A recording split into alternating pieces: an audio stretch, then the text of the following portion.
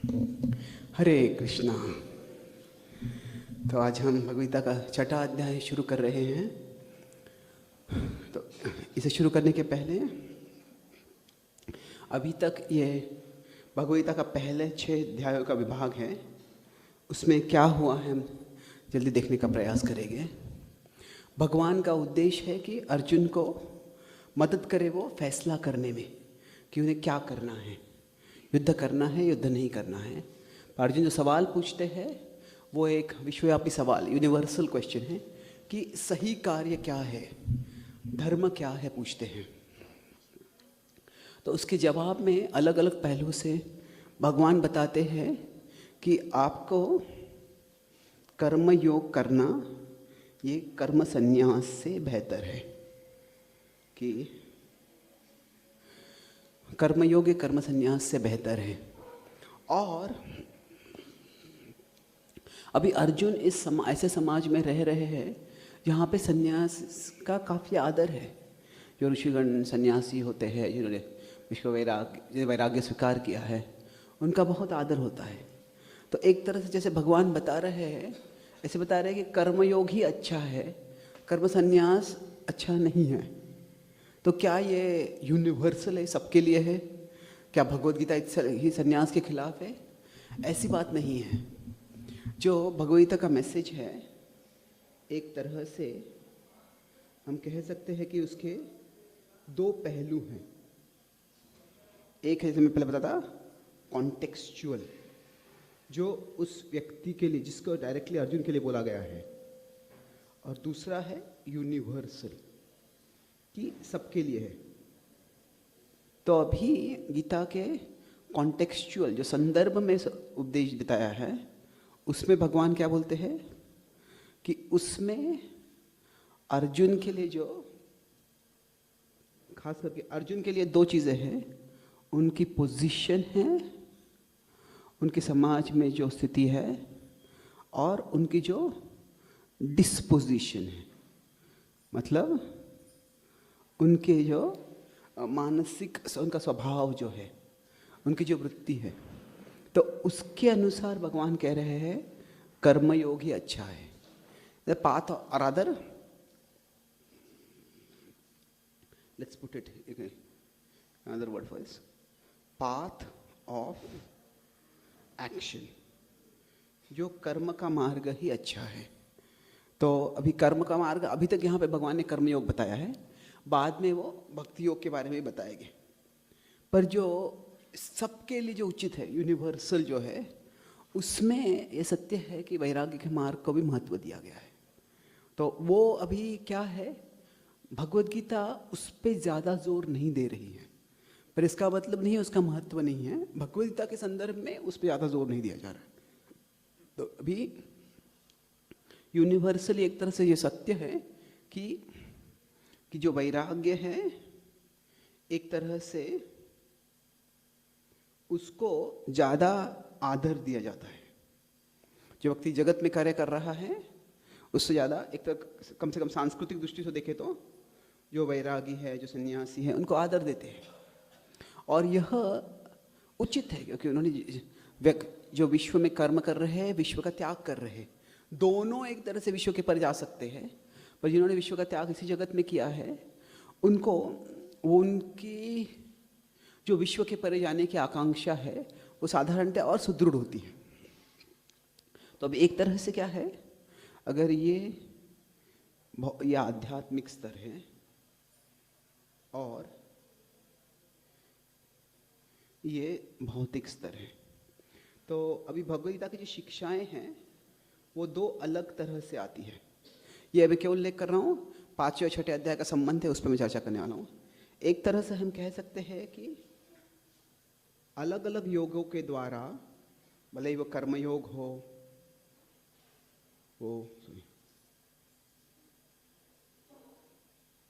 ज्ञान योग हो, वो ध्यान योग हो, या वो भक्ति योग हो, हर योग के द्वारा व्यक्ति भौतिक चेतना से आध्यात्मिक चेतना तक पहुंच सकता है, भौतिक स्तर से आध्यात्मिक स्तर पे पहुंच सकता है। तो अभी यहाँ पे भगवान क्या बता रहे हैं, 5वें अध्याय के अंत में जो बताया है वो 6ठे अध्याय के अंत में बताएंगे। वो 6ठे अध्याय की शुरुआत में उसी को दोहराएंगे एक और बार। वो बताते हैं कि एक तरह से हर मार्ग जो है वह मुक्ति के लिए पर्याप्त है, मुक्ति के लिए वो पर्याप्त है। पर क्या करना है उसमें, उसकी विशेषताएं जो है आगे बताएंगे। जब भगवान कहते हैं कर्मयोग करने संन्यास दोनों ही अच्छे हैं, पर ये तुम्हारे लिए अच्छा है। 6ठे अध्याय के शुरुआत में बताते हैं कि यम संन्यासमिति प्राहुर योगम तम विद्धि पांडव। जो संन्यास और योग एक ही है। मतलब यहाँ पे क्या बता रहे हैं, जो संन्यास का मार्ग है और जो योग मतलब यहाँ पे जब भगवान योग इस्तेमाल करते हैं तो संदर्भ से हमें समझना है कौन से योग के बारे में बात कर रहे हो। तो यहाँ पे जो है वो कर्म योग के बारे में बात कर रहे हैं। मतलब संन्यास और योग दोनों एक ही है, क्योंकि दोनों में क्या है, न हि असन्यस्त संकल्पो योगी भवति कश्चन। अगर व्यक्ति भौतिक चेतना को त्याग नहीं रहा है, उसके ऊपर नहीं उठ रहा है, तो न तो वो योगी हो सकता है न सन्यासी हो सकता है। तो एक तरह से हर योग से परिपूर्णता प्राप्त कर सकते हैं, पर ऐसे ज़रूरी नहीं है कि ये सब योग अलग अलग ही, पूरी तरह से अलग ही हो। ऐसे भी हो सकता है, जो अब यहाँ पे 5वें अध्याय के अंत में बता रहे भगवान, जो व्यक्ति है कुछ हद तक कर्मयोग की प्रैक्टिस का अभ्यास करता है वो, और उसके बाद में वो ध्यान योग ले सकता है या फिर वो भक्ति योग ले सकता है। अभी इसका जो उल्लेख है ये कर्मयोग से प्रकृति करना, यह भगवान ने 5वें अध्याय में बताया था, कल जो हमने चर्चा की, लगभग 5 से 5 to 1 to 26 उसमें ये बताते हैं, और फिर 5, 27, 28 में ये बता रहे हैं, और 5, 29 में अभी ये बता रहे हैं। पर एक तरह से अभी क्या होता है, जो दृष्टि है वो एक तरह से और स्पष्ट हो जाती है। तो मान लीजिए ये कैसे है समझने के लिए, मान लीजिए कोई एक बड़ा पर्वत है और उसके ऊपर जाना है, तो शायद यहाँ से एक मार्ग है, यहाँ से एक मार्ग है, यहाँ से भी एक मार्ग है, यहाँ से भी एक मार्ग है। पर अभी एक और इसमें कल्पना कीजिए कि यहाँ पे इस पर्वत के ऊपर एक शिखर है, और अभी उस शिखर पे इतना विकट है, इतना कठिन है कि उसको जाने के लिए एक ही मार्ग है। तो फिर कैसे होता है, ये इस मार्ग से यहाँ तक आएंगे, इस मार्ग से यहाँ से आएंगे, इस मार्ग से भी यहाँ तक आएंगे, इस मार्ग से यहाँ तक आएंगे। तो ये कैसे है, एक तरह से ये भगवद्गीता में आगे बताएंगे भगवान कि जो ब्रह्मन स्तर की प्राप्ति है, जो खुद समझना कि मैं शरीर नहीं आत्मा हूँ, ये अलग अलग मार्गों से हो सकता है। पर इसको कह सकते हैं यहाँ पे ये जो है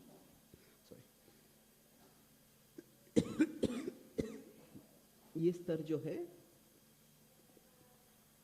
ये है ब्रह्मन की प्राप्ति, और ये स्तर जो है ये है भगवान की प्राप्ति। ब्रह्मत्व मतलब ये समझना कि मैं शरीर नहीं आत्मा हूँ, पर भगवान कौन है और भगवान से प्रेम में पूरी तरह से एकाग्र हो जाना, वह जो है वह केवल भक्ति मार्ग से होता है।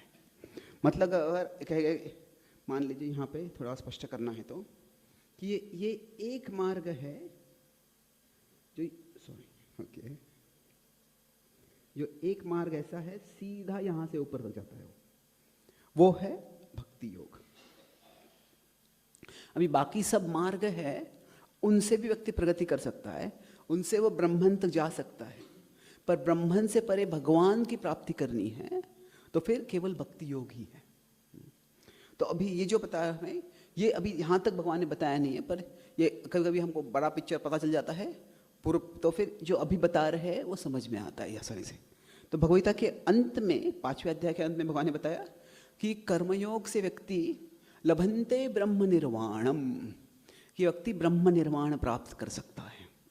तो अभी जो भगवान बता रहे हैं वहाँ पे एक तरह से वही परफेक्शन कह सकते हैं।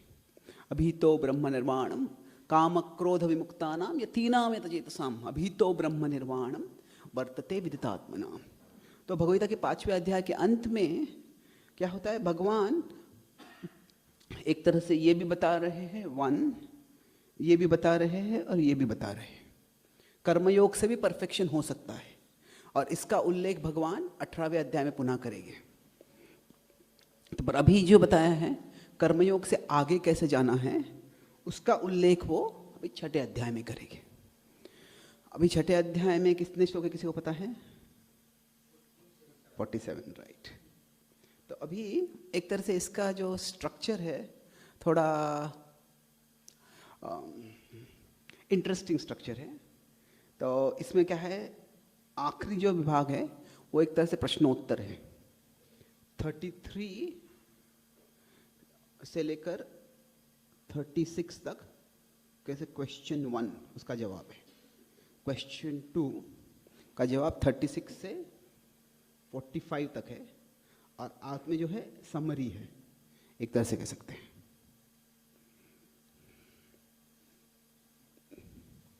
समरी पर उसके पहले क्या है, अभी उसके पहले 10 श्लोकों तक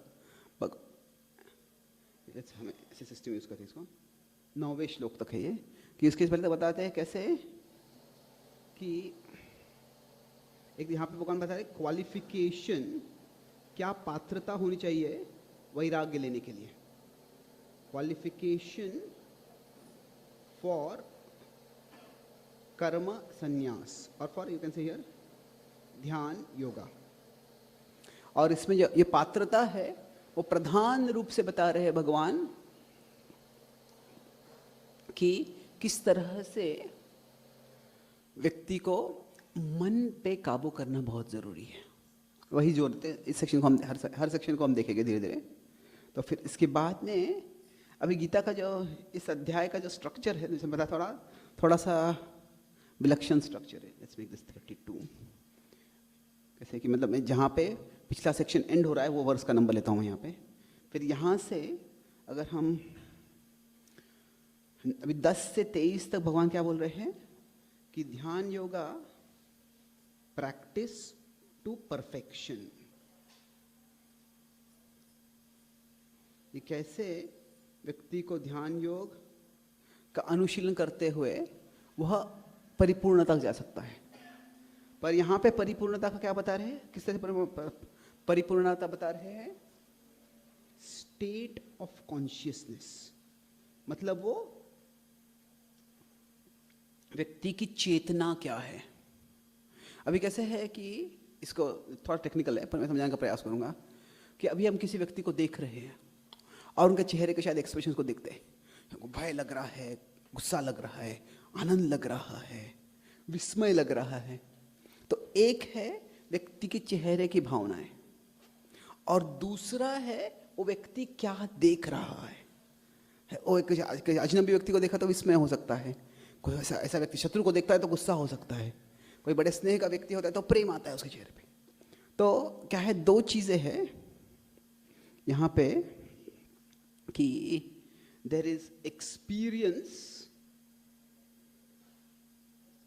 अभी सॉरी इसको कह सकते हैं, किस चीज़ की बात कर रहे हैं हम स्पिरिचुअल परफेक्शन, आध्यात्मिक परिपूर्णता की जब हम बात कर रहे हैं तो उसमें एक चीज़ की बात करते हैं कि व्यक्ति को क्या अनुभव कर रहे हैं, वो उनका अनुभव क्या है, मतलब एक्सपीरियंस, मतलब यहाँ पे खास करके दिस इज ये एक सब्जेक्ट की दृष्टि से, सब्जेक्ट मतलब वो व्यक्ति की क्या भावनाएं हैं, और दूसरा है ऑब्जेक्ट ऑफ परसेप्शन, मतलब वो व्यक्ति क्या देख रहा है।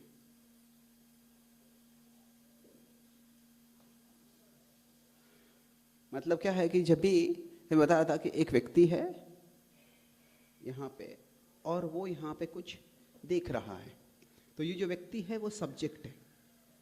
ये सब्जेक्ट मतलब इंग्लिश में विषय नहीं है, ये सब्जेक्ट का अर्थ है पात्र, जो व्यक्ति अनुभव कर रहा है, और ये ऑब्जेक्ट, ऑब्जेक्ट मतलब वो जो देख रहा है। तो अभी व्यक्ति क्या अनुभव कर रहा है, अगर आप कोई मूवीज टीवी सीरीज देखते हैं तो कुछ एकदम कोई हास्यास्पद या भयानक या क्रोधमय चीज़ होती है तो क्या होता है, पहले वो व्यक्ति जो कार्य किया है दिखाता है। वो मान लीजिए कोई परिवार में है, उसके परिवार का कोई सदस्य है, उसको मार डाला गया है और उसकी लाश को लेके आए, तो पहले वो लाश को दिखाते हैं और बाद में दिखाते हैं सबकी प्रतिक्रिया दिखाते हैं, देखता चेहरा दिखाते हैं, अच्छा ये इसका चेहरा क्या है, इसका चेहरा क्या है, इसका चेहरा क्या है। मतलब क्या है कि जब भी हमारा अनुभव होता है तो बाहर की चीज़ है जो वो जिसके कारण अनुभव हो रहा है, उसके बाद में व्यक्ति का क्या अनुभव हो रहा है। तो उसी तरह से अभी जो योगा परफेक्शन है, जो आध्यात्मिक परिपूर्णता है, वो बहुत ही एक तरह से कठिन चीज़ है समझना, क्योंकि वो साधारण अनुभवों के बहुत परे है। तो भगवान पहले क्या करते हैं, ध्यान योगा का ये परिपूर्णता जब बता रहे हैं, वो सबसे पहले ध्यान योग प्रैक्टिस टू परफेक्शन, वो जो योगी है उसके अनुभव के रूप में बता रहे हैं, और फिर उसके बाद में जो ध्यान योग अगेन प्रैक्टिस टू परफेक्शन ही है, पुनः बताते हैं वो।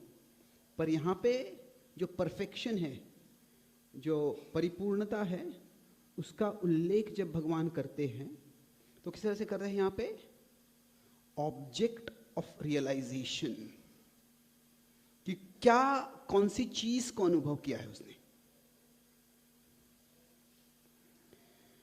तो यहां पे भगवान क्या करते हैं, यहां पे इस जगह पे भगवान ब्रह्मन, परमात्मा और भगवान इन शब्दों को इस्तेमाल नहीं करते हैं, पर इन संकल्पनाओं की का उल्लेख वो करते हैं, परमात्मा और भगवान। तो एक तरह से 28 श्लोक में भगवान के ब्रह्मन के बारे में बोल रहे हैं, 29 श्लोक में परमात्मा के बारे में बोल रहे हैं, 30, 31 जैसे के श्लोकों में वो भगवान के बारे में उल्लेख कर रहे हैं। और यहाँ पे जो है, अभी यहाँ पे जो स्टेट्स ऑफ कॉन्शियसनेस में है, अभी योग शास्त्र में बताएगा कि अलग अलग जब व्यक्ति की चेतना आगे बढ़ती है तो अलग अलग स्टेजेस होते हैं, उसके अलग अलग स्तर होते हैं। स्टेजेस स्तर इज लेवल्स एक्चुअली, ठीक है, ओके। स्टेजेस कुछ श्रेणियाँ नहीं, श्रेणियाँ भी नहीं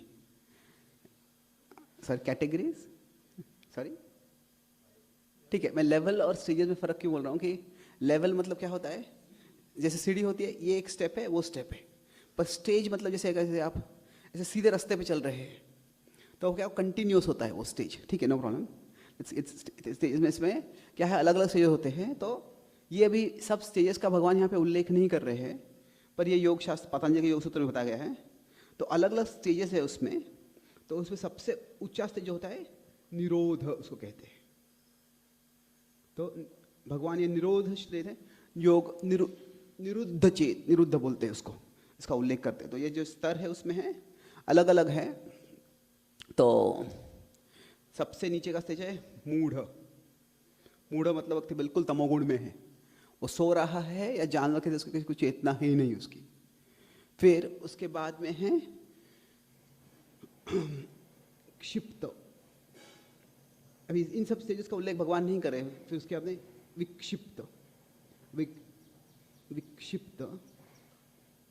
अभी क्षिप्त मतलब क्या, मूढ़ मतलब बिल्कुल तमोगुण में, क्षिप्त मतलब इधर आकर्षक कुछ चीज़, उधर आकर्षक चीज़ है। मूढ़ मतलब क्या है, जो सोया है और उठने की भी इच्छा नहीं है।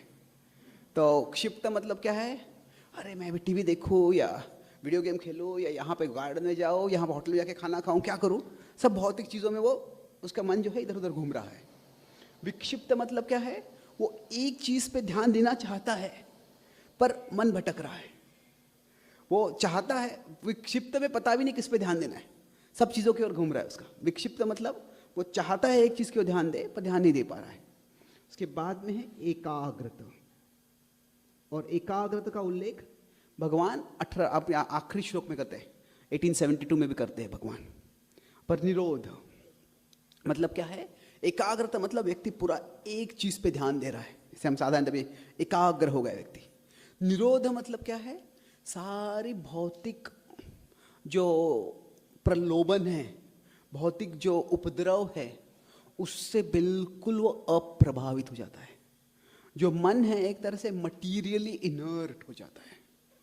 जो भौतिक चीज़ में किसी से भी वो न तो आकर्षित होता है, न वो घृणा से भर जाता है। रिपल होना, घृणा। न तो वो आसक्त होता है, न तो वो उसे घृणा करता है। तो बिल्कुल वो अनडिस्टर्ब हो जाता है। तो क्या है, 2 बार भगवान यहाँ पे प्रैक्टिस टू परफेक्शन बताते हैं, पर अलग अलग दृष्टियों से बता रहे हैं। तो इसके थोड़ा हम चर्चा करते हैं। और अभी पहला जो विभाग है, इसमें भगवान बहुत जोर देते हैं कि जब किसी को वैराग्य लेना है तो सबसे पहले उसको मन पे नियंत्रण करना बहुत ज़रूरी है। और अभी ये क्यों बताते हैं, अभी जो मैं बताया था, ये स्टेज बताया ना यहाँ पे, ये जो वापस इसको जो भगवान बोलते हैं आप परिपूर्णता प्राप्त करनी है तो दो मार्ग ले सकते हैं आप। तो उसका उल्लेख भगवान यहाँ पे करते हैं कि आरुरुक्ष जो परिस्थिति है, आरुरुक्ष, आरुरुक्ष और आरूढ़। तो वो कहते हैं जो आरुरुक्ष, ऐसे मान लीजिए एक सीढ़ी है तो उसके पहले के कुछ भाग है वो आरुरुक्ष। तो यहाँ पे जो व्यक्ति को कर्म करना जरूरी है। और जो आरूढ़ स्तर है उसमें वो कहते हैं अकर्म नहीं कहते, क्योंकि अकर्म के क्या अर्थ है, शमः कहते हैं।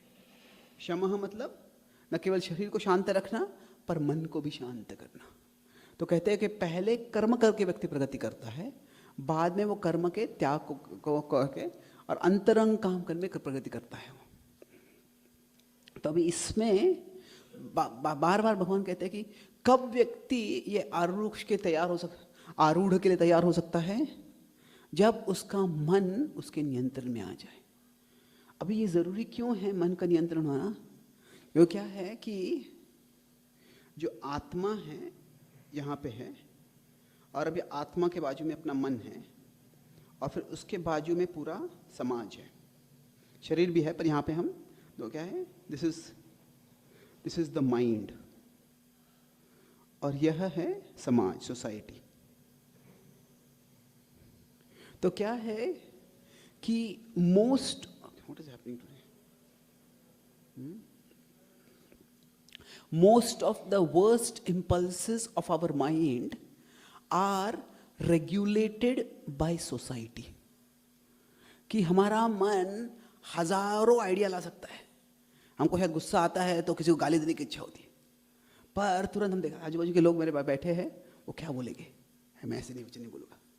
हमारे मन में क्या होता है कि हमारे मन के इतने सारे प्रस्ताव आते हैं, अधिकांश प्रस्तावों का अगर हर प्रस्ताव को हम विचार भी करने लगेंगे तो हम अंदर ही घूम जाएंगे, कितने सारे प्रस्ताव आते हैं मन में। पर कैसे कि most of the minds outlandish proposals are rejected because of social expectations. समाज में जब होते हैं, समाज में होने से ही क्या होता है कि अभी आप सब प्रवचन सुन रहे हैं, तो अगर आप आपके घर में बैठ के या जूम से सुन रहे होगे तो थोड़ी नींद आ गई तो आराम से लेट जाएंगे। कभी कोई लेट नहीं जाएगा, ज़मीन पे भी लेट सकते हैं, बिस्तर पे लेट के सुन सकते हैं। अभी कौन सुन रहा है, कौन सो रहा है, कौन पता करने वाला है। तो क्या है, अगर थक गया है तो ठीक है व्यक्ति, पर अगर आप वास्तव में मंदिर में आके या सत्संग में आके प्रवचन सुन रहे हैं तो क्या है, अगर मन में इच्छा जाए थोड़ा सो जाते हैं, अभी ठीक है, अभी नहीं, बाद में, अभी मैं सुनूंगा, बाद में जाके सो जाऊंगा। तो क्या होता है कि समाज का एक तरह से प्रभाव होता है कि समाज के प्रभाव के कारण हम मन के प्रभाव में नहीं जाते जितना जा सकते हैं। अभी हमेशा ऐसे नहीं है, कभी कभी समाज का प्रभाव ऐसे होता है कि मन के प्रभाव को और बढ़ा देता है। मन में इच्छा है कि शराब पीना है, और आपके दफ्तर में, आपके कॉलेज में सब लोग शराब पीते हैं, तो क्या होता है, तो उससे हम पी लेते शराब। पर अधिकांश रूप में समाज के प्रभाव के कारण क्या होता है कि हमारे मन के जो बहुत ही बुरे, इधर दे कैन बी सिंफुल और दे कैन बी सेंसलेस, मूर्ख या पापी जो विचार आते हैं, उनको हम नियंत्रण कर लेते हैं। तो अगर व्यक्ति,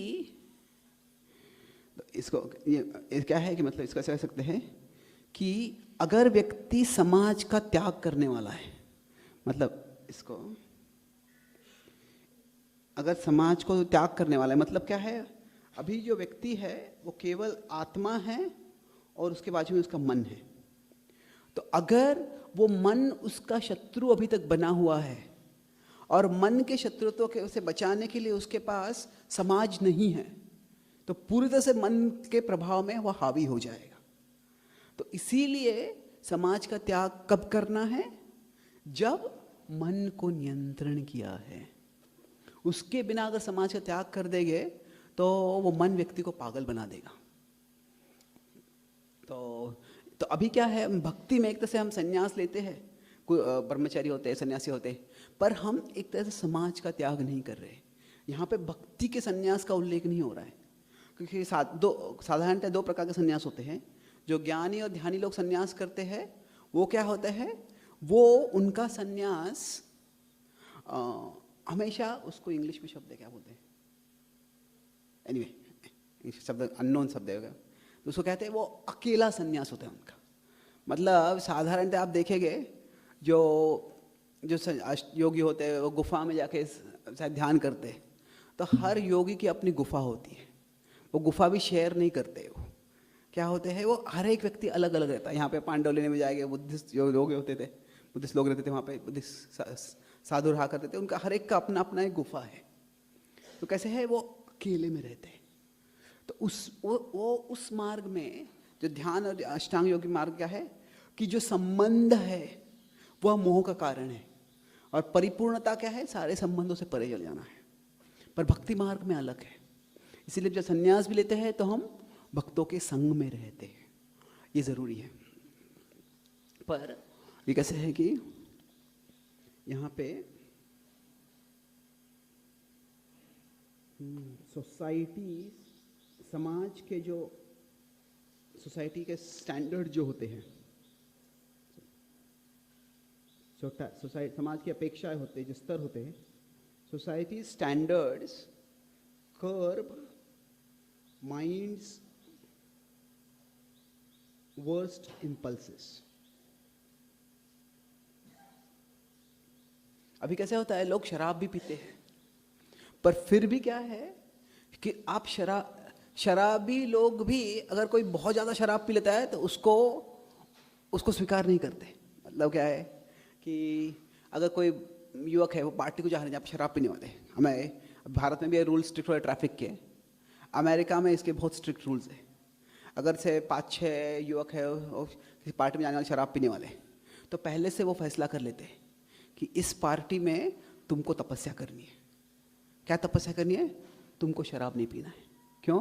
कि तुम हम सबको ड्राइव करने वाले हो वापस। तो अगली पार्टी में मैं तपस्या करूँ, इस बार तुम करो।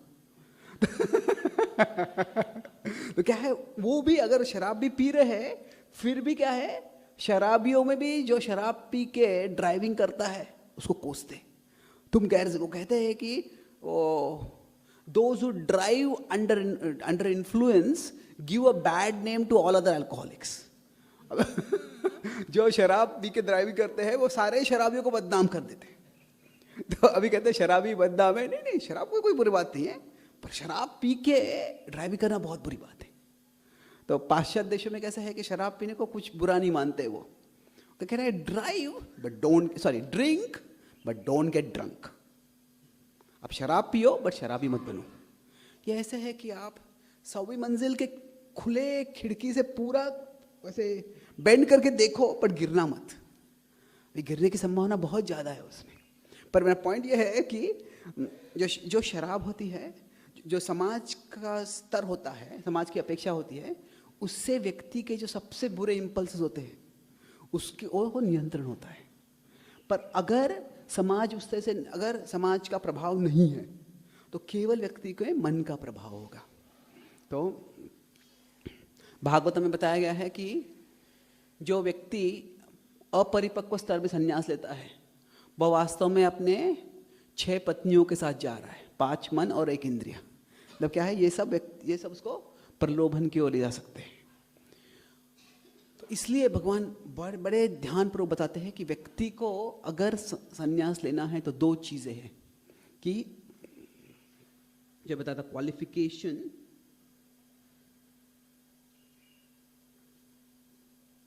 क्वालिफिकेशन फॉर रिनंसिएशन, जो वैराग्य के लिए पात्रता क्या है? भगवान बताते हैं कि आपके मन को नियंत्रण करना चाहिए। पर ये जो भगवान इस तरह से बताते हैं इसको, ये it's not like this, sorry. Qualification for renunciation क्या है? कंट्रोल ऑफ द माइंड, कि मन को नियंत्रण करना जरूरी है। पर मन का नियंत्रण का मतलब क्या है? ऐसे अभी इसको कहते हैं भगवान, आपका मन नियंत्रित कब होगा? जब आपके पास इक्वल विजन होगा, जब आपकी समान दृष्टि होगी। अगर मान लीजिए किसी को शराब से बड़ी आसक्ति है, और ठीक है कोई साधारण दूध है या कोई और नींबू पानी है, उसे कोई आसक्ति नहीं है, या किसी को कुछ लोगों को कोई और कौन सा जूस, गन्ने के जूस से बहुत आसक्ति है। तो जब व्यक्ति कहीं जाएगा, उसको जगह पे यहाँ पे गन्ने का जूस है और वहाँ पे शायद नींबू पानी है या यहाँ पे शराब है, तो अगर वो शराब से बड़ी आसक्ति है तो क्या होगा? वो मन शांत रखना बड़ा मुश्किल हो जाएगा। मन को नियंत्रण में करना, मतलब यह भगवान बता रहे कि ऐसे जबरदस्ती मन विचित हो रहा है पर विचित न हो ना, वो ठीक है, वो पहला स्तर है। पर अगर मन को वास्तव में शांत करना है तो समान दृष्टि होनी चाहिए। मतलब व्यक्ति समझता है कि यह शराब हो या गन्ने का जूस हो या नींबू का पानी हो, ये सब भौतिक चीज़ें हैं, इनमें से किसी की चीज़ से वास्तव में मुझे सुख नहीं मिलने वाला है। तो जब ऐसे समान दृष्टि आएगी तो व्यक्ति का मन शांत रहेगा। अगर मान लीजिए हम से मन को शांत रखना है, तो जैसे किसी व्यक्ति को देखते हैं, ये व्यक्ति ने मेरे साथ ऐसा किया था, ये बहुत बुरा व्यक्ति है, ये इसको तो सजा मिलनी चाहिए। तो अगर हमारे मन में किसी के प्रति शत्रुत्व है तो मन शांत कैसे रह सकता है? तो इसीलिए मन को शांत करना मतलब क्या है? इक्वल विजन टुवर्ड थिंग्स, वस्तुओं के प्रति और लोगों के प्रति। और एक तरह से भगवान कहते हैं कि लोगों के प्रति समान दृष्टि और कठिन है ये। तो ये जो है वस्तुओं के प्रति समान दृष्टि है, इसका उल्लेख व्हाट इज द वर्स? समलोष्टाश्म कांचन जितात्मनः प्रशांतस्य परमात्मा समाधितोष्ण दुःखेषु था मानापमानयो ज्ञान विज्ञान तृप्तात्मा कूटस्थो विजितेन्द्रियः युक्त इत्युच्यते योगी समलोष्टाश्म कांचन। कि जब व्यक्ति चीज़ों को समान दृष्टि से देख सकता है तो फिर वो व्यक्ति मन को नियंत्रण करने में यशस्वी हो जाएगा। और उससे भी कहते हैं, उससे ऊंचा क्या है? वो व्यक्तियों को समान दृष्टि से देखे। तुल्य what is that? Next verse. सुहृन् मित्रार्य उदासीन मध्यस्थ द्वेष बंधुषु साधुष्वपि च पापेषु समबुद्धिर विशिष्यते। कि अगर वो लोगों को भी समान दृष्टि से देख सकता है तो फिर वो और प्रगतिशील है। तो इस प्रकार की समान दृष्टि की ओर जो व्यक्ति प्रगति कर रहा है, तभी फिर वो अपने मन के साथ अकेला जंगल में रह के सुरक्षित रह सकता है। क्योंकि जब हम अकेले हैं तो अकेले नहीं हैं, हम अकेले हमारे मन के साथ हैं। और अगर मन भोग की इच्छाओं से भरा हुआ है तो फिर वो हम एक तरह से हमारे सबसे बड़े शत्रु के साथ हम रहे हैं। तो एक तरह से कह सकते हैं कि as long as our mind is our enemy, we need society as our protector. कि जब तक हमारा मन शत्रु है तब तक समाज हमें संरक्षण के रूप में चाहिए। समाज का संरक्षण का कब छोड़ सकते हैं? जब हमारा मन हमारा शत्रु नहीं है। तो जब तक माइंड इज एनिमी, और मन शत्रु मतलब कब तक मन शत्रु है? जब तक वो मन सोच रहा है कि इससे मुझे भोग मिलेगा, इससे मुझे दुख मिलेगा, भौतिक चीज़ों की वजह से दिख रहा है। जब तक माइंड इज एनिमी तब तक क्या है? सोसाइटी, समाज जो है इज प्रोटेक्टर। हमको समाज अब ऐसे नहीं है कि हर समाज से हमको उतना ही संरक्षण मिलेगा। भक्तों के समाज में हो गए, जो नैतिक लोगों के समाज में हो गए, जो ऐसे लोग हैं जो आत्मनियंत्रण को महत्व देते हैं, ऐसे लोगों के समाज में हमें अच्छा होगा और परिणाम होगा। पर फिर भी समाज की हमें ज़रूरत है।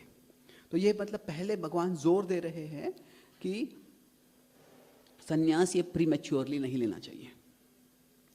फिर उसके बाद में बताते हैं भगवान कि कैसे जब व्यक्ति परिपक्व हो जाता है फिर वो ध्यान योग की विधि करने लगता है। तो ये जो है दूसरा विभाग चल होता है 10वें श्लोक से लगभग 23वें श्लोक तक। इसमें भगवान बताते हैं पहले एक्सटर्नल प्रैक्टिस बताते हैं, शुचौ देशे प्रतिष्ठाप्य स्थिरमात्मनात्मनः। हम देखते हैं अगर 10 से 23 श्लोक तक है तो पहले भगवान जो है 14वें श्लोक तक एक्सटर्नल प्रैक्टिस कि बाह्य रूप से क्या करना है। आप भगवान कहते हैं समम का या शिरो ग्रीवम, ठीक तरह से बैठो, मुझे पीठ और गला और सिर पूरा एक लाइन में होना चाहिए, इधर उधर मत देखो, ध्यान न अवलोक कहें, इधर उधर देखो क्या है, या तो अपने आंखों के बीच में या अपने नासिकाग्रम से। तो अभी क्या है, इसका मतलब है कि एक जगह पे केंद्र करो। ऐसे नहीं कि the point tip of the nose is something very interesting, ऐसे नहीं कि आपको अभी मेरे नाक के आगे क्या है देखना है मुझे, वो ऐसे it's just a point of concentration. कैसे कि एक पॉइंट पे कॉन्सेंट्रेट करने की आदत करो और फिर धीरे धीरे उससे क्या होगा, the idea is that the less interesting is the outer point of concentration, the more we will become interested in what is inside.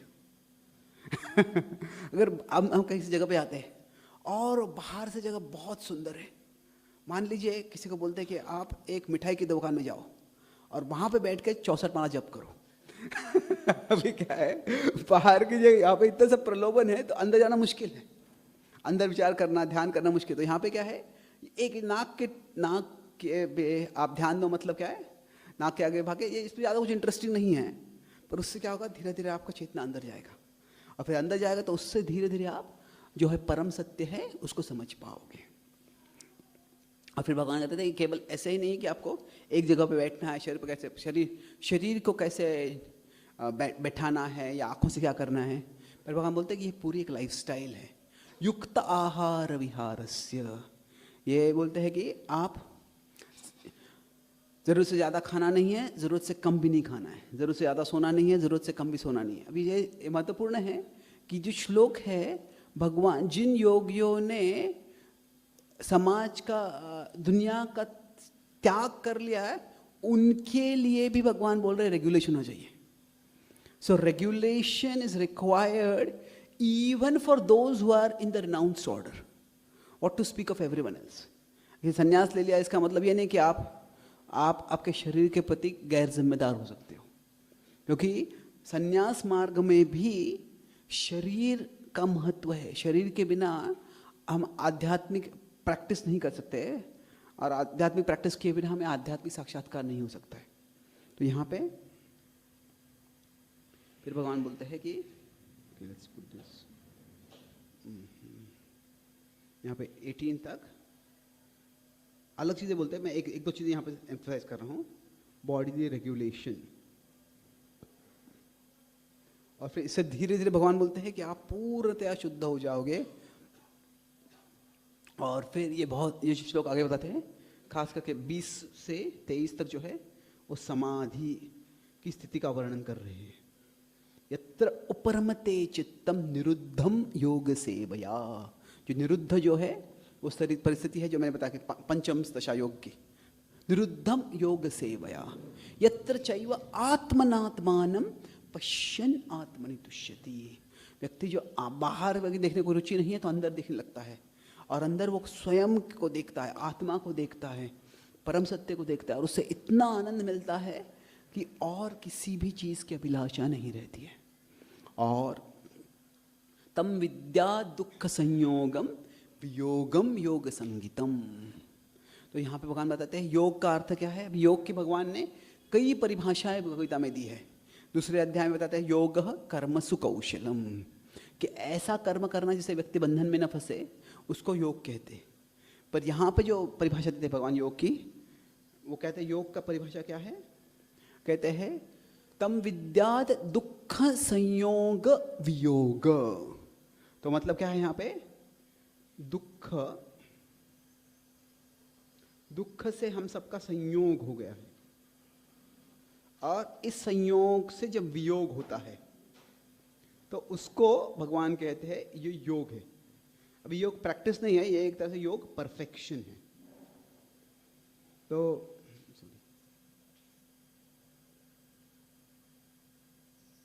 क्या है, अभी योग की परिभाषा में ही भगवान योग ये शब्द का इस्तेमाल 2 बार कर रहे हैं, वियोग और संयोग। मतलब क्या है बेसिकली, इसको समझना कैसे हमें, दुख संयोग, ये मतलब क्या है, मटीरियल प्लेजर, कि जो भौतिक सुख है वह एक तरह से दुख का कारण होता है। भौतिक चीज़ों से आसक्ति जो है वह दुख का कारण बन जाता है। तो भौतिक चीज़ों से पूरी तरह से अनासक्त हो जाना और अटर डिटैचमेंट हो जाता है, तो इसको भगवान कहते हैं कि ये योग का परफेक्शन है। अभी ये भक्ति योग की परिपूर्णता नहीं है, भक्ति योग का अभी तक भगवान यहाँ पे उल्लेख नहीं कर रहे हैं। तो ये बहुत सुंदर श्लोक है, अभी हम समय नहीं हमारे पास समझ जाने के लिए इतने। फिर इसके बाद में क्या होता है, भगवान एक तरह से बताया है कि कैसे आप अंतरंग से आपका अनुभव क्या होगा। पर अभी वापस पुनः भगवान योग की विधि बताते हैं और इस समय बताते हैं तुम क्या अनुभव कर रहे हो। सो व्हेन यू से व्हाट वाज योर एक्सपीरियंस, इस तुम्हारा अनुभव क्या था, मतलब ये 2 हो सकता है, तुम क्या भावनाओं का अनुभव किया और क्या वस्तुओं को देख के तुमने उस भावनाओं का अनुभव किया। तो पहले वो अंदर की भावनाओं को बाद में बोलते हैं, फिर उसके बाद में 24 to 32 वो अभी अंदर व्यक्ति का किस चीज का साक्षात्कार हो रहे हैं वो उसका वर्णन करते हैं। तो भगवान कहते हैं सनिश्चयेन योक्तव्य, आपको दृढ़ता से जो है आपको आध्यात्मिक योग में लगना है।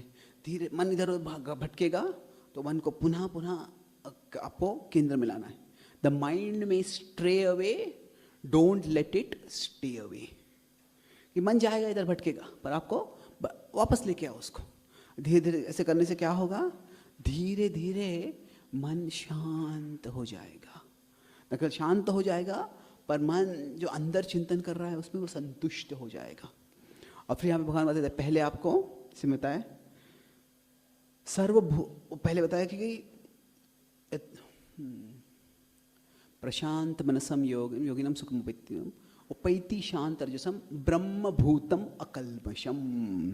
वो जो 28वें श्लोक में बताते हैं वो ब्रह्मन स्तर के बारे में बताते हैं कि आप खुद के ब्रह्मत्व को समझ पाएंगे। कैसे, हम ब्रह्मासु जो कहते हैं ब्रह्मभूतम अकल्मषम। फिर उसके बाद में कहते हैं वो 29वें श्लोक में सर्वभूतस्थमात्मानं सर्वभूतानि चात्मनि ईक्षते योग युक्तात्मा सर्वत्र समदर्शनः, कि सब जगह पे व्यक्ति जो है वो देखता है कि वही जो परम सत्य मेरे अंदर है वह सबके अंदर है। एक्चुअली भगवान जो यहाँ पे परम सत्य का वर्णन करते हैं, परमात्मा के बारे में वर्णन कर रहे हैं, वो क्या कहते हैं, परमात्मा के 2 एक तरह से 2 विरोधाभासी लक्षण कहते थे वो, कि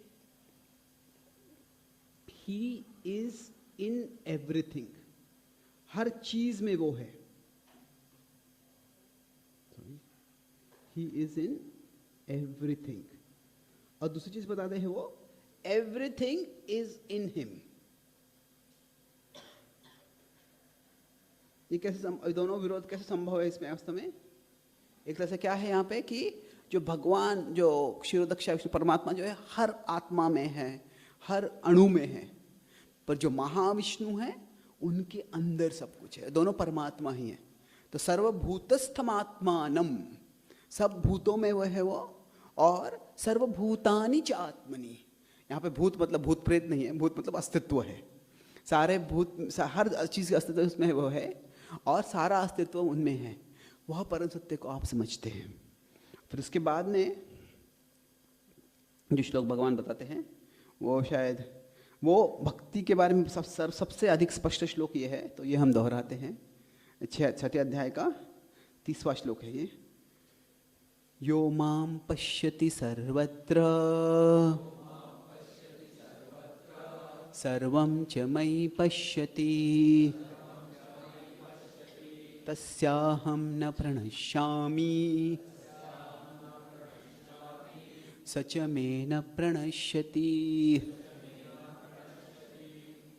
तो पहले भगवान ने बताया कि आप उस परम सत्य को सब जगह पे देखोगे, पर यहाँ बताया कि जो व्यक्ति मुझे सब जगह पे देखता है और मुझे सब चीज़ों में देखता है और सब चीज़ों को मुझ में देखता है। अभी यहाँ पे पूरे भगवद गीता के 6 अध्याय में यहीं पे एक श्लोक है जहाँ पे भगवान एक अश्योरेंस दे रहे हैं। वो ब्रह्मन का स्तर हो, परमात्मा का स्तर हो, परमात्मा के ब्रह्मन या परमात्मा के साक्षात्कार का स्तर हो, वहाँ पे का स्तर हो, वहाँ पे भगवान ऐसे आश्वासन नहीं देते कि वहाँ से आपका पतन नहीं होगा। पर यहाँ पे बताते हैं तस्याहम न प्रणश्यामि। अगर ऐसी ये प्राप्ति कर लोगे तो वह कभी उसका पतन नहीं होगा। He is never lost to me nor am I ever lost to him. तो ये यहाँ पे आश्वासन दे रहे। It is not just a realisation with assurance. तो जो है 30वें श्लोक में भगवान जो है यहाँ पे ब्रह्मन, परमात्मा और फिर भगवान, इनका वो वर्णन कर रहे हैं। और फिर भगवान अंत करते हैं ये बता के कैसे आपको समता रखनी है। समम पश्यन् हि सर्वत्र समवस्थितम ईश्वरम। इससे से आप देखोगे, नो कौन सा है, आत्मोपमेयेन, उसके पहले का श्लोक, सर्वभूत स्थितम यो माम भजत्य एकत्वमास्थिता सर्वथा वर्तमानोपि स योगी मयि वर्तते। कि आप जब देखोगे कि जो मैं हूँ और जो सब जीवों में जो परमात्मा है वो मैं एक ही है, तो वह व्यक्ति वो परम सिद्धि में। और फिर बाद में कहते हैं आत्मोपमेयेन सर्वत्र समम पश्यति अर्जुना। जो देखता है कि सब लोग एक समान ही हैं, सब लोग अगर भगवत प्राप्ति कर लोगे सुखी हो जाएंगे, भगवत प्राप्ति नहीं होगी तो वो दुखी हो जाएंगे, यह समझता है वह सयोगी परमो मतः। तो यह सर्वश्रेष्ठ योगी है। सर्वश्रेष्ठ योगी परमो मतलब देखिए जो व्यक्ति, ऐसे नहीं बता रहे कि जो भगवान को देखता है, परम सत्य को देखता है, उसमें आनंद लेता है, वो सर्वोच्च योगी। सही है वो भी, पर जो देखता है कि सारे जीवों का भगवान से संबंध है और उनका संबंध अगर वो जोड़ते नहीं है तो दुखी हो गए, संबंध जोड़ेंगे तो सुखी हो जाएंगे, यह इस तरह से जो this is the vision of compassion, जो करुणा रखता है, वह वास्तव में सर्वश्रेष्ठ योगी है। तो उसके बाद में भी अर्जुन जब ये सुनते हैं तो अर्जुन के मन में 2 सवाल आते हैं, और ये 2 सवाल हैं ये गीता के आखिरी 2 सेक्शंस है इस अध्याय के। तो 33, 34 में अर्जुन सवाल पूछते हैं, और उनका पहला सवाल है मन के बारे में। अभी अर्जुन हम जानते हैं, इसमें दूसरा श्लोक हम जानते हैं हमेशा, चंचलम हि मनः कृष्ण, हम सब ने सुना है वो श्लोक। पर अभी हम देखते हैं कि जो अर्जुन सवाल पूछ रहे हैं, हम साधारणतः कहते हैं कि देखो अर्जुन को भी योग की पद्धति करना बड़ा मुश्किल था। हाँ मुश्किल था, पर क्या मुश्किल था अर्जुन के लिए? जो अर्जुन क्वेश्चन, अभी अर्जुन ने पहले ही, और अर्जुन क्वेश्चन क्या था, ये कैसे कह सकते हैं कि कंसर्न, उनको जो चिंता थी, कंसर्न अबाउट योगा प्रैक्टिस, कि अर्जुन बोले थे कि ये बड़ा मुश्किल है। जब वो बता रहे हैं तो उनका कंसर्न क्या है वास्तव में? वो कंसर्न ये नहीं है, it is not physical challenge of yoga. अभी हमारे लिए अगर योग करना है तो हिमालय में जाके रहना है, सारा वनवास करना है, कंदमूल खाना है, वह काफी मुश्किल होगा। पर अर्जुन ने ये पहले से कर चुके हैं। अर्जुन जो कुरुक्षेत्र युद्ध के पहले, गीता के पहले जब वनवास में थे तो अर्जुन हिमालय में गए थे, उन्होंने योगिक तपस्या की थी और अलग अलग देवताओं को उन्होंने प्रसन्न किया था, और उनके द्वारा उन्होंने अच्छे जो शस्त्र थे प्राप्त किए थे। तो ये उनके लिए चुनौती नहीं है। जो पिछले श्लोक में बताते हैं वो कि योयम योगस्त्वया प्रोक्तः साम्येन मधुसूदना, कि समान दृष्टि से सबको देखना, ये उनके लिए चैलेंज है। अभी आचार्यगण बताते हैं कि अर्जुन कहते हैं कि कुछ भी हो जाए, मैं युधिष्ठिर और दुर्योधन को एक समान से नहीं देख सकता हूँ। अगर हम ये चंचलम मना कृष्ण अगर श्लोक सुनते हैं, प्रमाथि बलवत दृढ़म, तो वो श्लोक में जो लक्षण बताया ऐसे लग रहा है कि व्यक्ति का ये कैसा व्यक्ति है, शायद इसका मन बिल्कुल अनियंत्रित है, ऐसे पागल खाने में जाएगा ऐसे लगा है। वे अर्जुन ऐसे नहीं है, अर्जुन काफ़ी नियंत्रित था उनका मन में, पर अर्जुन खास कर कह रहे हैं कि अगर आप मुझे कहोगे कि मैं दुर्योधन और युधिष्ठिर को समान रूप से देखूं, तो मेरा मन बिल्कुल मानने वाला नहीं है। मन में ऐसा तूफान आ जाएगा, कैसे मैं दुर्योधन को और युधिष्ठिर को समान देख सकता हूं, नहीं देख सकता। ऐसा तूफान आ जाएगा, उसको नियंत्रण करना क्या है, वायोरिवसु दुष्करम। तो अर्जुन को यह समस्या है। अभी मन ये समस्या सबके लिए है, पर खास मन सबको परेशान करता है। पर जब अर्जुन बोल रहे हैं कि मैं ये जो ध्यान योग नहीं कर सकता हूँ, क्योंकि बता रहे थे कि जो समान दृष्टि प्राप्त करनी है वो समान दृष्टि मेरे लिए मुमकिन नहीं है। और ये समान दृष्टि मेंटल चैलेंज जो है, साम्येन मधुसूदना जो बता रहे हैं, वो साम्येन ई का प्रधान जो है साम्येन, वो 33rd श्लोक में बोलते हैं वो।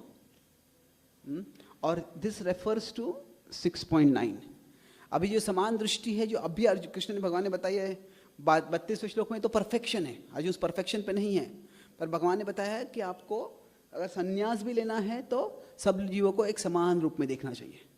तो अर्जुन बोलते हैं कि ये मेरे लिए संभव नहीं है। तो अभी भगवान जो है कि अगर भगवान क्या है, बड़े अच्छे टीचर है। अगर शायद हमारा कोई बच्चा है बोलता कि मैं आर्मी भर्ती हो चाहता हूँ, अच्छा हमको लगता है आर्मी में इतना खतरा होगा, ये होगा, तो तुम मत हो बोले तो क्या, मत जाओ तुम बोले तो क्या बोले, क्यों नहीं जाओ, मैं जाऊँगा। तो हम उनको बोला ठीक है जा सकते हो, पर आर्मी में जाना तुमको क्या करना पड़ेगा, तुमको ऐसा ट्रेनिंग करना पड़ेगा, ये सारा ट्रेनिंग है, ये करना है तुमको, वो करना है। कई बार जंगल में रहना पड़ता है तो तुमको कुछ वहाँ पे खाने को नहीं मिलता है, तुमको जहाँ पे जंगल में जो भी मिलेगा वो खाना पड़ेगा, और फिर ये करना पड़ेगा, ये करना पड़ेगा, ये करना पड़ेगा। अभी वो सारा सुनेगा, अच्छा ठीक है मैं आर्मी में नहीं जाना चाहता। तो उनको कैसे कि don't give instruction, give vision. ये साधन क्या होता है कि कोई व्यक्ति कोई कार्य करना चाहता है, अभी कैसे है, द बेस्ट टीचर जो होते हैं, हम क्या करते हैं, व्यक्ति को सारा इंस्ट्रक्शन दे देते हैं कि ऐसे करो वैसे मत करो, और ये कभी कभी ज़रूरी है। पर अगर वो व्यक्ति इंस्ट्रक्शन मतलब क्या है, this is directly about action, ये करो ये मत करो। पर विजन मतलब क्या है, ठीक है तुम ये करना चाहते हो, उसका मतलब क्या है, तुम ये करना पड़ेगा, ये नहीं कर सकते तुम, ये करना पड़ेगा, ये करना पड़ेगा। तो विजन मतलब क्या है कि एक तरह से हम उनको इंफॉर्मेशन दे रहे हैं, जानकारी दे रहे हैं, ये करने का इसका अर्थ क्या क्या है, और शायद वही समझ जाएगा कि ठीक है ये मेरे बस की बात नहीं है वो। तो भगवान अर्जुन को ये नहीं कहते कि आप ये ध्यान योग का मार्ग मत लो, और ध्यान योग का वर्णन इस तरह से करते हैं कि अर्जुन बोलते हैं ये मेरे बस की बात नहीं है, तो खुद ही बता देते हैं कि मेरे बस की बात नहीं है। तो अभी भगवान जब जवाब देते हैं तो Krishna's answer is non committal about any path. भगवान क्या कहते हैं, भगवान ये नहीं ध्यान योग को ठुकराते नहीं है, ध्यान योग का समर्थन भी नहीं करते। भगवान क्या कहते हैं कि आप, हाँ मन को नियंत्रण करना मुश्किल है, पर अभ्यास और वैराग्य से संभव है। अभी जो भगवान बोलते हैं अभ्यास और वैराग्य, ये हर मार्ग में एक तरह से लगता है। भगवान ये नहीं कह रहे आपको ध्यान योग ही करना है, अगर आप अभ्यास और वैराग्य करोगे तो ये जरूरी है, उससे मन को नियंत्रण हो सकता है। और फिर अगले श्लोक में बताते हैं असंयतात्मना योगो दुष्प्राप्तिमति वश्यात्मना तो यदता शक्यो वाप्तुम पायता। अगर अच्छा उपाय मिल जाता है, सही मार्ग आपको मिल जाता है, तो जरूर मन को आप नियंत्रण कर सकते हो, उससे परिपूर्णता प्राप्त कर सकते हो। तो भगवान का जवाब क्या है 35-36 में, इसमें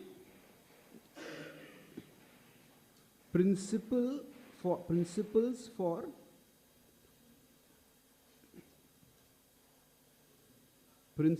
फॉर ऑल पाथ्स, ऐसे भगवान किसी एक जो वैराग्य और अभ्यास है, ये प्रिंसिपल्स है हर मार्ग को लगने वाले, उस पे भगवान जोर देते हैं, कोई एक मार्ग पे जोर नहीं देते।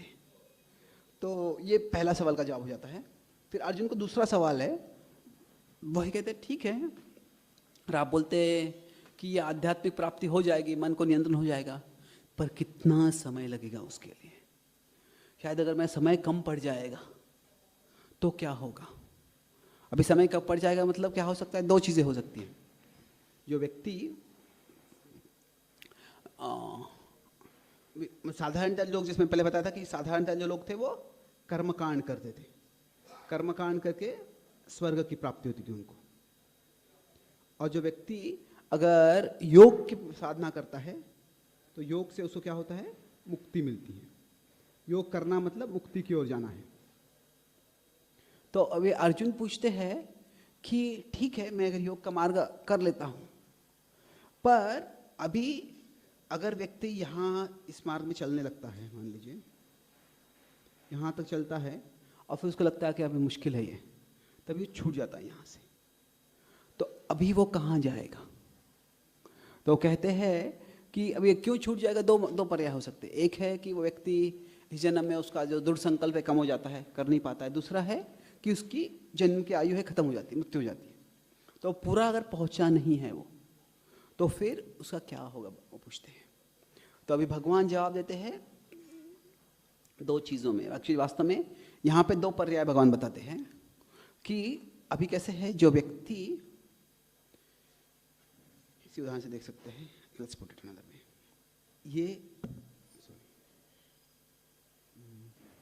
ये जो है एक तरह से कर्मकांड का मार्ग है। कर्मकांड का मार्ग मतलब हृदय स्वर्ग में जाए, और यह योग का मार्ग है जिससे व्यक्ति आध्यात्म की प्राप्ति करता है। तो अभी जो व्यक्ति, साधारणतः वैदिक संस्कृति में सब लोग इस मार्ग पे चला करते थे। सारे लोग पुण्यवान जीवन जीते थे, और कुछ लोग पुण्यवान जब जीवन जी रहे हैं तभी वो अभी ऐसा जीवन जी रहे हैं, पर यहाँ से वो क्या करते हैं, यहाँ से इस मार्ग पे चले जाते हैं, और फिर इस मार्ग से वो इधर जाके वो मुक्ति प्राप्त कर लेंगे। यह उद्देश्य है इसका। पर वो कहते हैं कि अगर व्यक्ति ऐसे निकलता है तो दिस इज आइडियल, ये जो है आइडियल है कि इस मार्ग से निकल से उस मार्ग तक वो पहुंच जाता है। पर इसमें भी दो संभावनाएं हैं। एक है वो यहाँ तक थोड़ा सा इस मार्ग से आगे चलता है और फिर यहाँ से वो पदभ्रष्ट हो जाता है, और दूसरा है कि वो यहाँ से निकलता है और यहाँ तक आता है और फिर वो पदभ्रष्ट हो जाता है। तो मतलब क्या है, अभी तक जो कर्मकांड के मार्ग के जो अभिलाषाएं हैं वो अभी तक काफ़ी प्रबल है। अगर मतलब वो कर्मकांड के मार्ग से निकला है पर ज़्यादा दूर आगे नहीं पहुंचा है, तो अभी कर्मकांड की अभिलाषाएं अभी तक है, मतलब भौतिक भोग की अभिलाषाएं काफ़ी हैं। और दूसरा है कि वो भौतिक अभिलाषाओं से काफ़ी दूर चला गया है, पर जो है पूरी आध्यात्मिक प्राप्ति जो है अभी तक नहीं हुई है। तो भगवान कहते हैं कि दोनों मार्गों में क्या होगा। तो अगर पहला जो मार्ग है उसमें कहते हैं कि ये मोक्ष का मार्ग है, ये कर्मकांड का मार्ग है। तो अगर कोई व्यक्ति इस तरह से निकलता है, वो यहाँ से यहाँ तक आ गया है, मतलब क्या, यहाँ से यहाँ तक आ गया मतलब क्या है कि उसने ये मार्ग को छोड़ के वो इस तरह से इस मार्ग में यहाँ तक कहीं तो भी आ गया है। तो फिर क्या होता है, इसकी पहले सुनिए, तो फिर क्या होता है,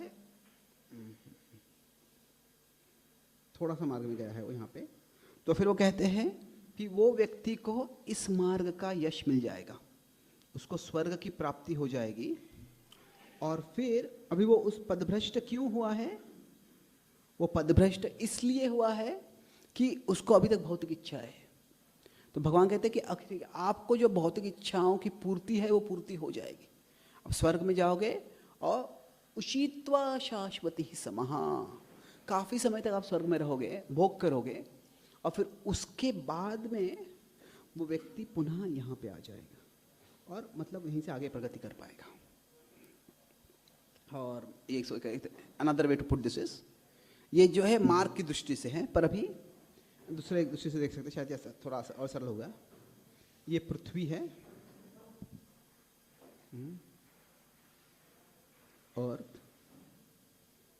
ये हेवन है,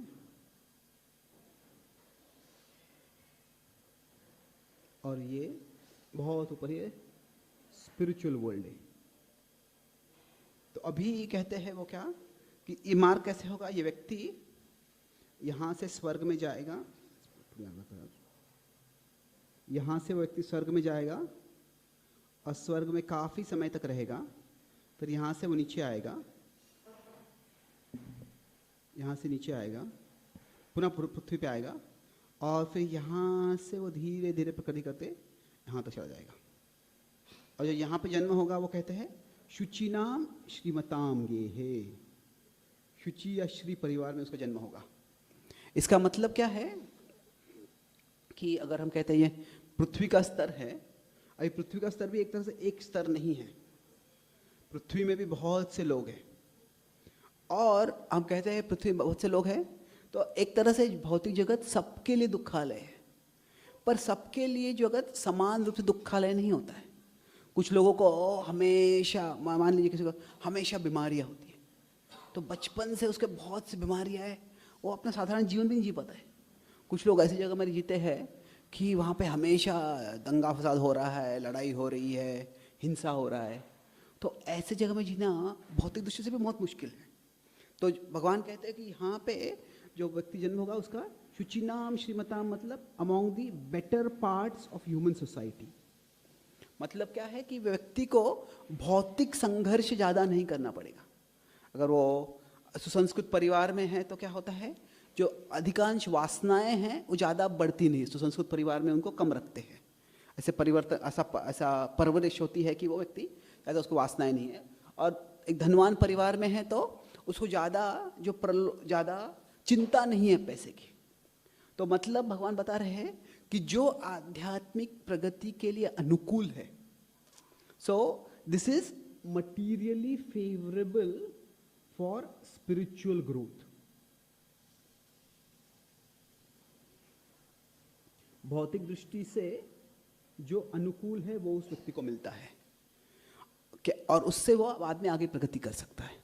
और दूसरा मार्ग जो भगवान बताते हैं, अगर जो यहाँ से दूसरा है कि जो निकल चुका है यहाँ से, अभी यहाँ से इसके काफ़ी करीब जा चुका है वो व्यक्ति, तो ये दूसरा है, दिस इज 1, दिस इज 2। तो ये जो है हमने पहला बताया, पहले व्यक्ति की जो ट्रैजेक्टरी है, जो मार्ग, जो गति है वो बता रहे हैं।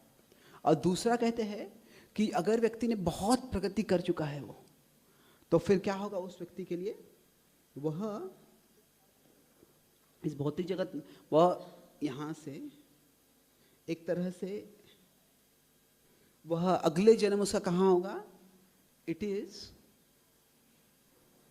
वो पृथ्वी में ही जन्म होगा। मतलब यहाँ पे जो है ये दोनों जो है पृथ्वी ही है, अर्थ में ही, पृथ्वी में ही अलग अलग स्तर हो सकते हैं। तो अभी इस दिशा में क्या होता है, व्यक्ति का पृथ्वी में ही जन्म हो रहा है, पर वो ऐसे होता है, बताते हैं धीमताम मतलब जो पहले ऐसा परिवार जहाँ पे न केवल एक अच्छे संस्कार है, अच्छे संस्कार मतलब भौतिक रूप से भी अच्छे संस्कार हो सकते हैं, पर जहाँ पे आध्यात्मिक प्रवृत्ति बहुत है। तो अभी ये जो है उसका जन्म, मतलब यहाँ पे वो उसने जीवन जिया, उसकी मृत्यु हो गई, फिर उसके बाद में उसका अगला जन्म ऐसे परिवार में होगा। ये क्या है, ये जो है this is spiritually favourable for spiritual growth.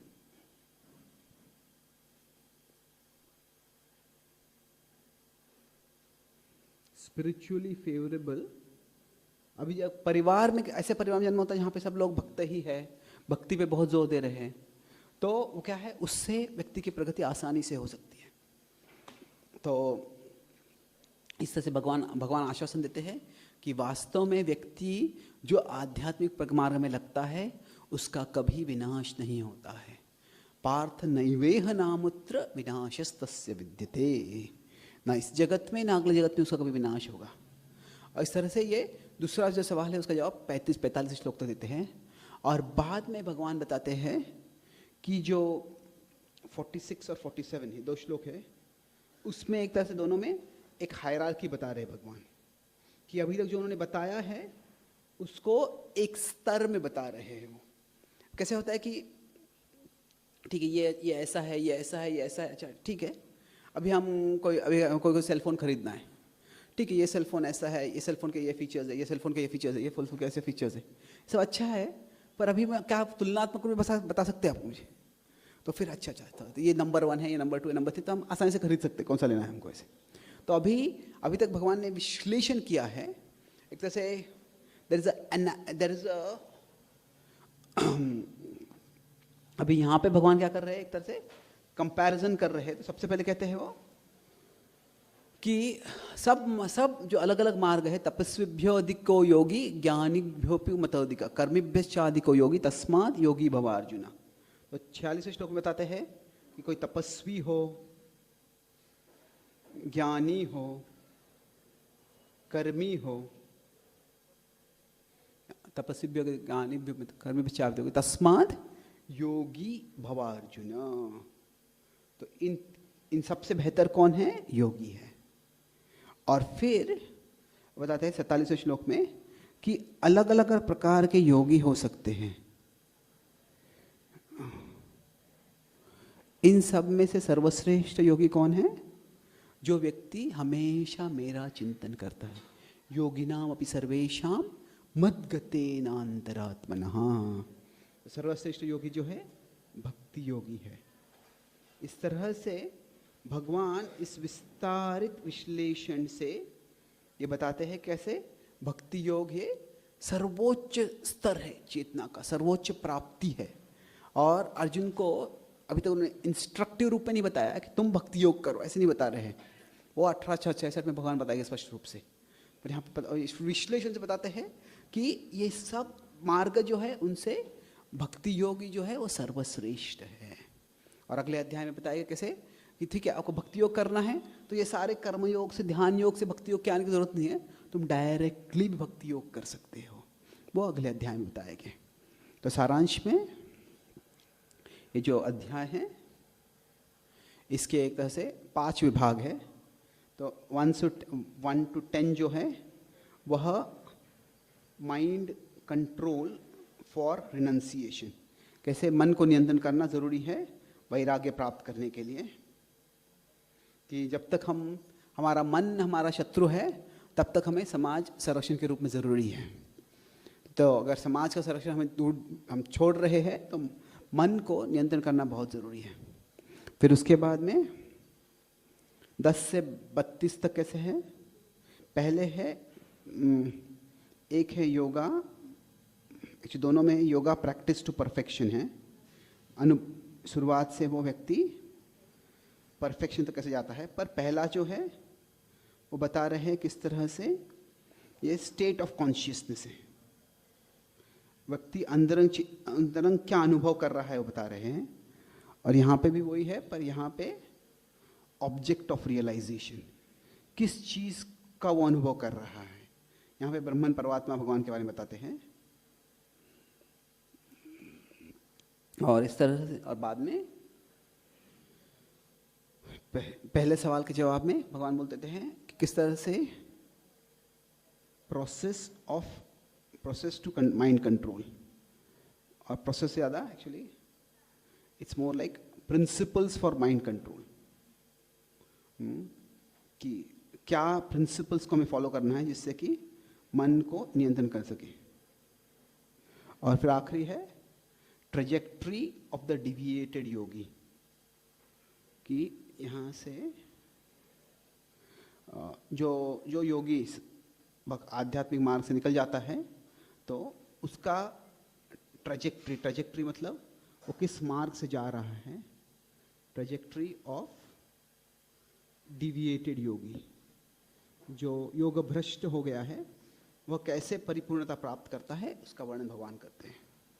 इस तरह से ध्यान, बेसिकली क्या कर रहे हैं यहाँ पे भगवान, कर्म योग टू ध्यान योग टू भक्ति योग, ये इस अध्याय में बता रहे हैं। और ओवरऑल पहले अध्याय से दूसरे अध्याय से छठे अध्याय तक क्या किया है, कर्मयोग से भक्ति योग व्यक्ति कैसे आता है उसका विश्लेषण करते हैं। बहुत बहुत धन्यवाद। हरे कृष्णा। किसी कोई सवाल है? Short question.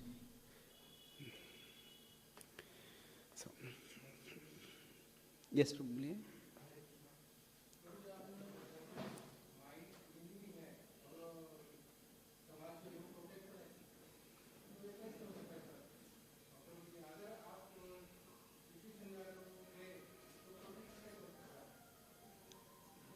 नहीं, ऐसे नहीं है कि हर परिस्थिति में समाज हमारा प्रोटेक्टर है, पर साधारण मान लीजिए हमें किसी व्यक्ति पर वो बहुत गुस्सा आ गया है तो उसको हम पूरा झाड़ने वाले हैं, पर शायद उस समय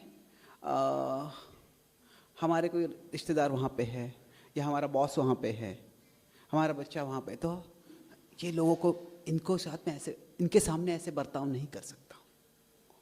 तो क्या होता है कि ऐसे नहीं है कि एवरी एलिमेंट ऑफ में समाज प्रोटेक्टर है, उसका मतलब क्या है हर समाज का अंग संरक्षण करता है, ऐसे नहीं है, पर समाज में ऐसी प्रक्रिया है, ऐसे सिस्टम्स है कि जो लोग हैं ज़्यादा सीमाओं के परे नहीं जाएंगे। अभी समाज कुछ समाज में संस्कृति ऐसी हो सकती है कि कुछ सीमाओं का बड़े आसानी से उल्लंघन करते हैं, पर वो साधारणतः अगर थोड़ा भी सिविलाइज सुसंस्कृत समाज है तो उसमें कोई ना कोई तो सीमाएं होती है। जो सीमाएं होती है तो क्या है, वो व्यक्ति उन सीमाओं के परे नहीं आता है। तो अभी साधारणतः होता है कि कुछ लोग होते हैं, साधारणतः लोग बातें करते हैं तो गालियाँ देते हैं, बुरे शब्द इस्तेमाल करते हैं, पर अगर कोई छोटा बच्चा वहाँ पे होगा, बच्चा इसके सामने कुछ गालियाँ ऐसे बुरे शब्द मत बोलो, हम चाहते कि वो सीखे नहीं। तो मतलब क्या है, ये एक उदाहरण इस तरह से क्या है कि अगर हम जब समाज में रहते हैं तो उससे हमारे बर्ताव पे जो मन में प्रस्ताव भले ही आएंगे, से बोलने की इच्छा होगी पर नहीं बोलेंगे। अभी क्या इससे पूरा मन पे नियंत्रण हो रहा है? नहीं, इससे कुछ हद तक मन में जो आ रहा है वो बाहर नहीं आ रहा है, पर क्या मन में जो है उसका शुद्धिकरण हो रहा है? इससे केवल शुद्धिकरण नहीं हो रहा है। There's a difference between purification and regulation. Purification मतलब जो है अंदर है वह शुद्ध हो रहा है, रेगुलेशन मतलब जो अंदर है वो बाहर किस हद तक आ रहा है उस पर कुछ नियंत्रण आ रहा है। तो समाज जब भी होता है तो अंदर बहुत कुछ आ सकता है, पर उससे क्या बाहर आ रहा है उस पर थोड़ा नियंत्रण रहता है।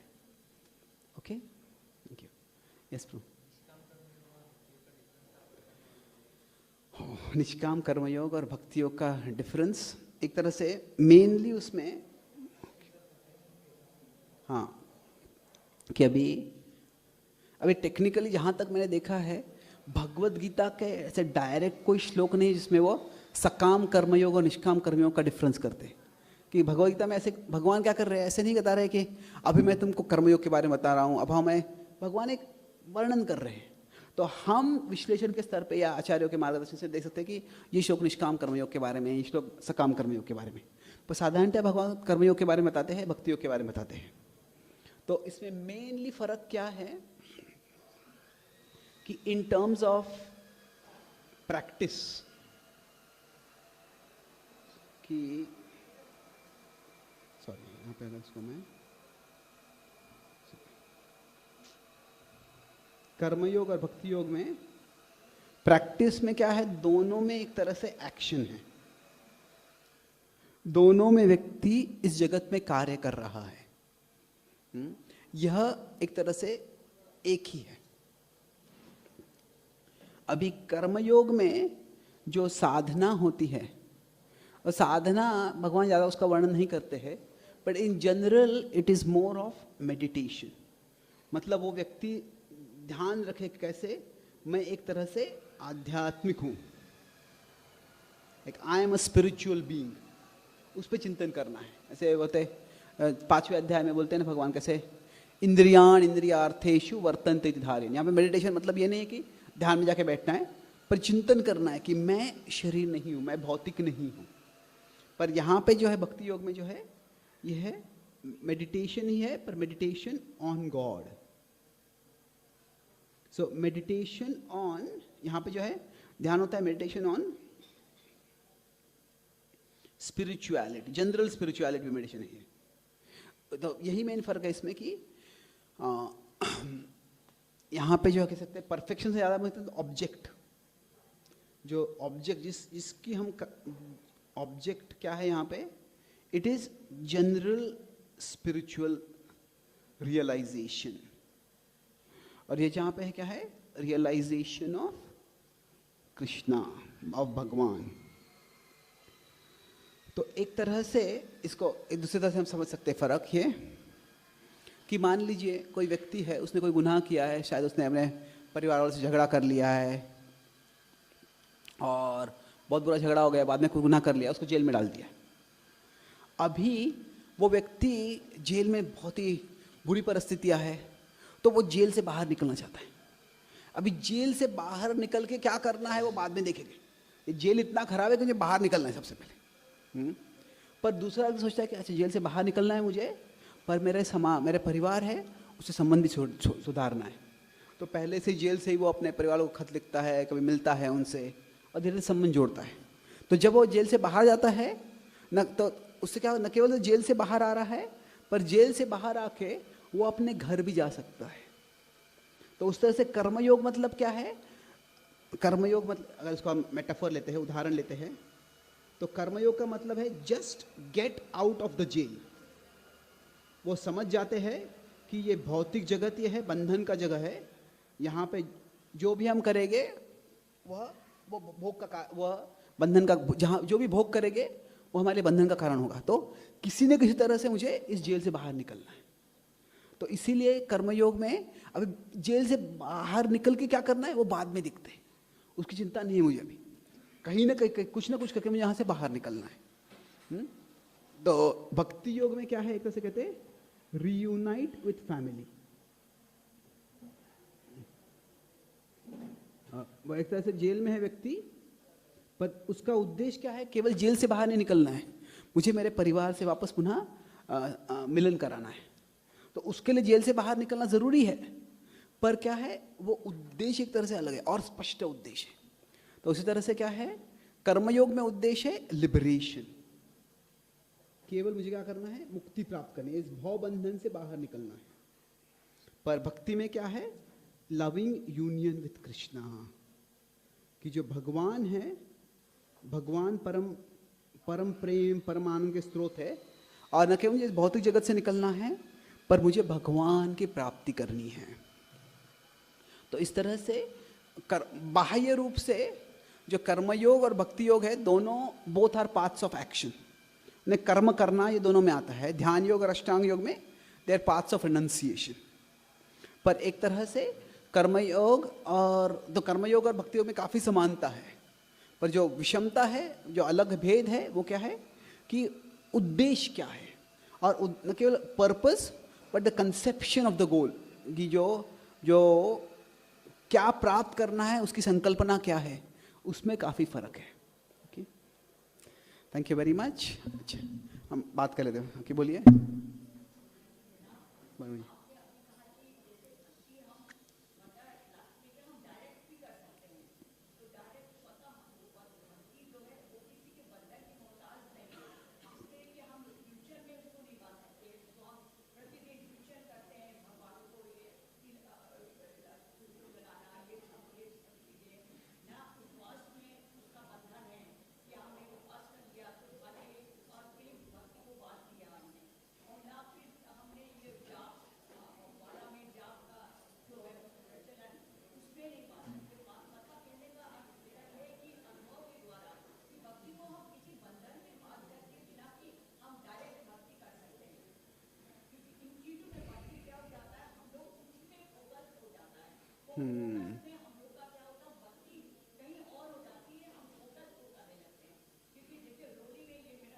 हाँ, बराबर है।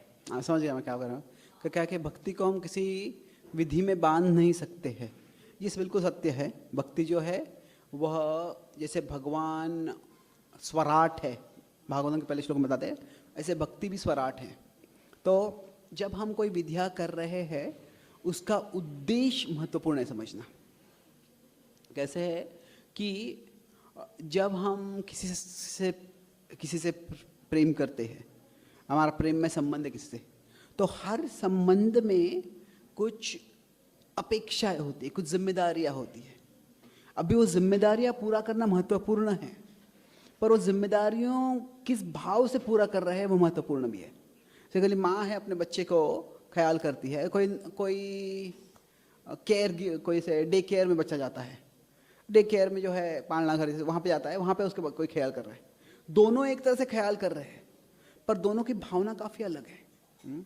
तो जो भक्ति में जो कार्य है वह एक तरह से हमारे भगवान की भक्ति प्राप्त करने के लिए वो हम हमारी इच्छा व्यक्त कर रहे हैं, हमारी जो आकांक्षा है वह हम व्यक्त कर रहे हैं।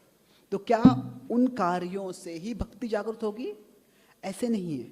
वो कार्य, the practices of devotion are expressions of our desire for devotion. तो जो हम जब करते हैं, मंगल आरती करते हैं, कथा करते हैं, तपस्या फास्टिंग करते हैं, उससे क्या कर रहे हैं? उससे हम हमारी भगवान की प्राप्ति के लिए इच्छा व्यक्त कर रहे हैं। और जितना हम कार्य करते हैं उससे व्यवहारिक रूप से हम दिखा रहे हैं कि भगवान मैं आपके लिए कितना उत्सुक हूँ, कितना उतावला हूँ। तो ये देख के भगवान प्रसन्न होते हैं। तो the actions are important because actions are expressions of the intentions. जो हमारी अपेक्षा है, हमारी अभिलाषा है, उसको वो प्रकट करते हैं कार्य। तो भक्ति ऐसे नहीं है कि हम कोई कह सकता है कि हे भगवान मैं पिछले 5 सालों से जप कर रहा हूँ, अभी रोज उठ के जप कर रहा हूँ सुबह, तो अभी आपको मुझे शुद्ध भक्ति देनी चाहिए। ऐसे नहीं है। ऐसे हम किसी भगवान को भक्ति को बांध नहीं सकते। पर इसका मतलब ये नहीं है कि भक्ति के जो नियम हैं उनका कुछ वैल्यू नहीं है। वो जो भक्ति के जो विधि विधान है उससे हम एक कॉन्क्रीट, उससे स्पष्ट पद्धति से हम भगवान को दर्शा सकते हैं कि वो व्यक्ति हम कितनी तीव्रता से भगवान की भक्ति चाहते हैं। कोई कहता है कि मैं राष्ट्र प्रेमी हूँ, ठीक है, पर राष्ट्र प्रेमी है, उसके घर में कोई राष्ट्र का झंडा नहीं दिखता है, वो स्वतंत्रता दिन के दिन कोई कुछ सेलिब्रेट नहीं करता है, उसको जो राष्ट्रगीत है वो भी स्पेलिंग भी उसको पता है, उसका गीत भी याद नहीं है उसको, और भारत का झंडा भी रिकॉग्नाइज नहीं कर पाता है, तो कैसा राष्ट्र प्रेम है? जो अंदर है वो बाहर दिखना भी चाहिए और वो एक स्पष्ट रूप से दिखना चाहिए। तो कैसे? इसीलिए भक्ति में 2 चीज़ें बताई गई। नियमाग्रह, नियमाग्रह का 2 अर्थ हो सकता है कि कोई नियमों पे ही आग्रह कर रहा है, मैं नियम कर रहा हूं इसीलिए भक्ति मुझ में है। पर वो दूसरा भी होता है कि नियम अग्रह, नियमों की जरूरत ही नहीं है। तो ये दोनों जो है ये अनहेल्दी है। भगवान कहते हैं कि नियमों पे आग्रह करना और उस भक्ति को उसी के द्वारा, उसके साथ मैं ये नियम कर रहा हूं इसीलिए भक्ति है। पर कैसे है? कैसे कहते हैं? ऐसे डिवोशन एंड रूल्स। अगर हम इसका तुलना करें, डिवोशन एंड रूल्स, नियम जो है उसकी तुलना करें तो क्या है? एक है कि उनका आग्रह उन पे ही जोर देना, दूसरा है अग्रह, उनको ठुकरा देना। पर दूसरा क्या है? बीच में क्या है? जो नियमों को ग्रहण करते हैं, पर उसको ग्रहण करने का उद्देश्य क्या है? Rules as ways to express our devotion. तो इस यहां पे क्या है? एक्सप्रेस हमारी जो भक्ति है। अभी नियम जो है एक तरह से रास्ते के समान है। अभी हमको यहाँ से अभी आज मैं यहाँ से बॉम्बे जाने वाला हूँ, तो अभी बॉम्बे का रास्ता अगर मुझे पता है तो जाना आसान है। रास्ता नहीं पता है तो शायद मैं क्रॉस कंट्री भी जा सकता हूँ, पर वो काफ़ी मुश्किल है। खेतों से जाना, पहाड़ों से जाना, रास्ते से जाना आसान है, पर सिर्फ रास्ते पे रहकर मैं बॉम्बे पहुँचने वाला नहीं हूँ। रास्ते से मुझे बॉम्बे की ओर जाना है। तो कोई नियमों से ही आसक्त हो जाता है, मतलब क्या है? ये रास्ता ही सर्वश्रेष्ठ है। नहीं, रास्ते से कहाँ जाना है वह महत्वपूर्ण है। पर दूसरा कहता है रास्ता की जरूरत ही नहीं कुछ। ठीक है, रास्ते के बिना भी शायद जा सकते हैं बम्बई, पर काफ़ी मुश्किल हो जाता है। तो नियम आग्रह और नियम अग्रह दोनों जो है उनको टालना है हमें, और नियम भक्ति के लिए हमें पालन करना है। ठीक, तो बहुत बहुत धन्यवाद। श्रीमद् भगवद गीता की, श्रील प्रभुपाद की।